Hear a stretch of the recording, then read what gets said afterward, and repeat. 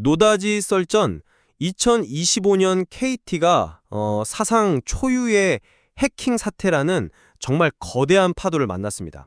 하지만 그 파도 속에서도 매출 28조 2천억 원, 그리고 영업이익 2조 4천억 원이라는 사실 좀 놀라운 실적을 기록했거든요. 오늘 저희가 던질 질문은 이겁니다. 과연 KT는 이 위기를 딛고 2026년에도 지속적인 성장을 이어갈 수 있을 것인가? 저는 KT의 그 견고한 핵심 사업과 또 AI, 클라우드라는 강력한 신사업 엔진을 볼 때 충분히 가능하다고 봅니다. 글쎄요, 저는 그 전망에 선뜻 동의하기가 좀 어렵습니다. 2025년 실적이 분명 인상적인 건 맞는데요. 이건 어쩌면 폭풍의 눈 한가운데에서 본 고요함일 수 있다는 거죠. 이 해킹 사태로 인한 막대한 보상 비용, 한번 무너져버린 고객 신뢰, 그리고 주력 사업의 성장 둔화라는 이 삼각파도가 본격적으로 몰려올 2026년의 항해는 결코 순탄치 않을 겁니다. 마냥 낙관하기는 이르다고 생각합니다. 그럼 먼저 제가 왜 KT의 2026년을 긍정적으로 보는지 그 이유부터 말씀드리겠습니다. 가장 중요한 건 역시 숫자로 증명된 KT의 기초 체력, 바로 펀더멘탈이거든요. 2025년 실적을 보면 전년 대비 매출은 6.9%, 영업이익을 무려 205%나 증가했습니다. 물론 광진구 부동산 개발 같은 일회성 이익이 있었던 건 사실입니다. 하지만 그걸 제외하고 보더라도 B2C와 B2B라는 양대 사업이 모두 균형 있게 성장하며 만들어낸 결과라는 점이 중요합니다. 일시적인 행운이 아니라는 거죠. 그 숫자 자체는 저도 인정을 합니다. 하지만 그 숫자가 발표된 시점하고 해킹 사태가 터진 시점 사이의 맥락을 좀 봐야 하지 않을까요? 2025년의 실적 대부분은 사태의 후폭풍이 본격적으로 반영되기 전의 성과 아닌가요? 네. 좋은 지적이십니다. 하지만 바로 그 점 때문에 KT의 미래 성장 동력이 더욱 중요해지는 겁니다. KT는 이제 과거의 그 통신사가 아니거든요. 자회사인 KT 클라우드의 매출이 전년 대비 27.4%나 급증했습니다.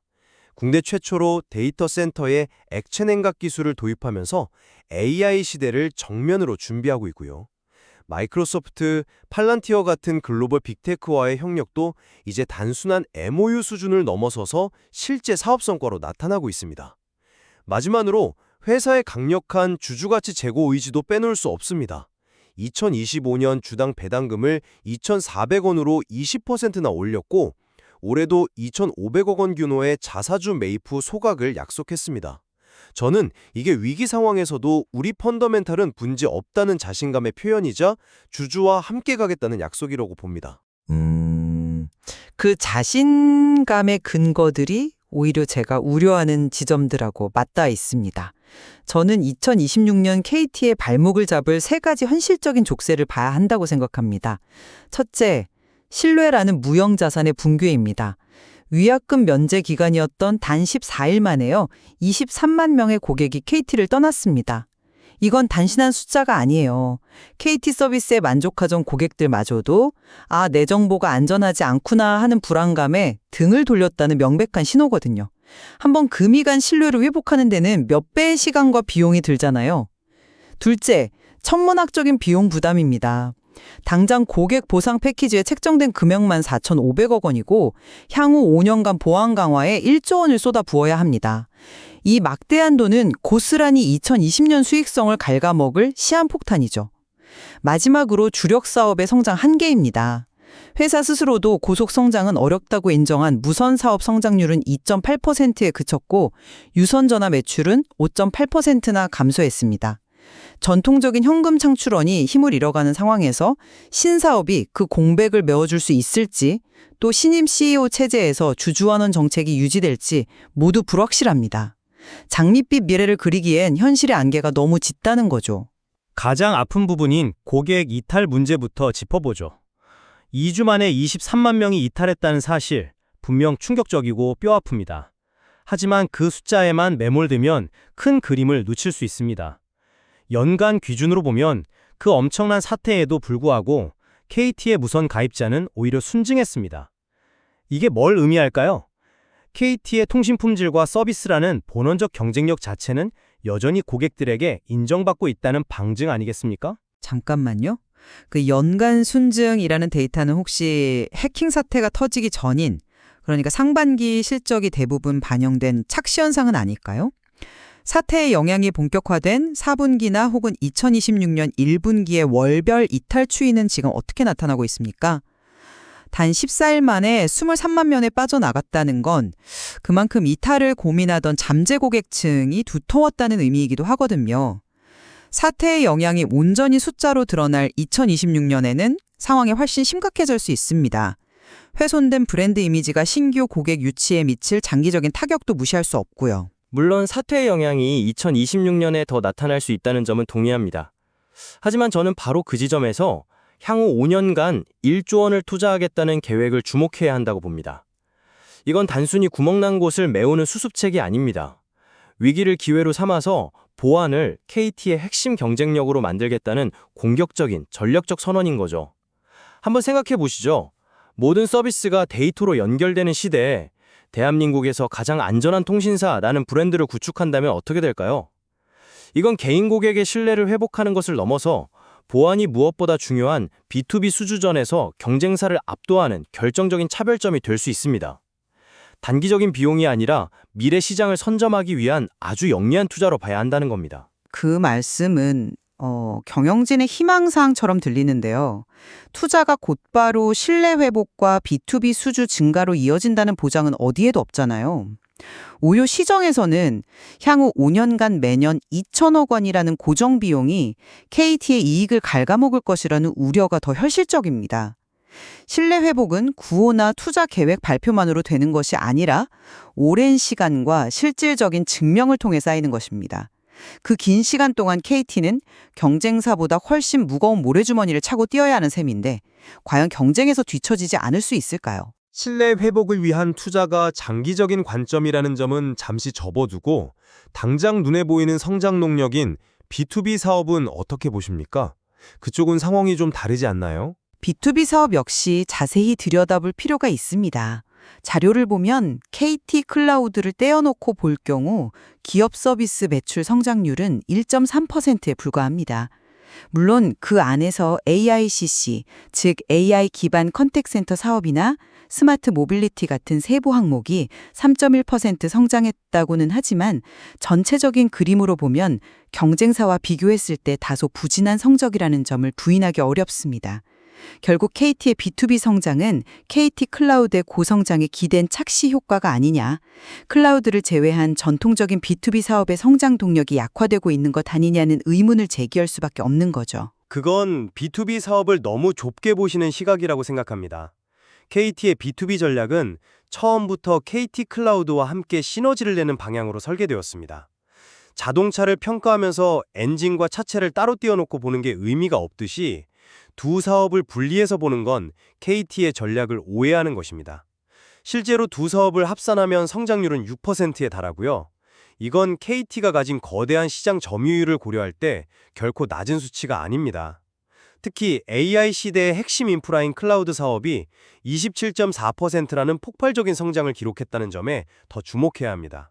글로벌 고객사의 데이터 센터 이용률 증가와 AI 클라우드 수요 확대가 이걸 증명하고 있거든요. 그 시너지 효과라는 점은 흥미롭지만 반대로 보면 클라우드를 제외한 나머지 사업의 취약성을 드러내는 것 아닐까요? 즉 KT의 B2B 사업이 KT 클라우드라는 단일 엔진에 너무 과도하게 의존하고 있는 구조라는 의미로도 해석할 수 있습니다.